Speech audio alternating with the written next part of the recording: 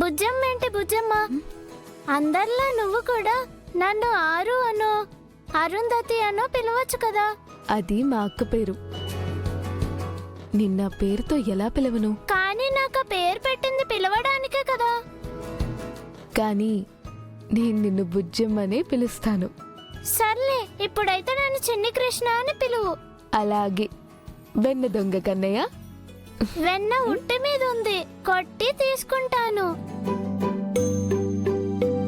నువ్వు ఇంకా చిన్ని కృష్ణుడివే కదా, ఆ ఉట్టి ఎలా కొడతావు?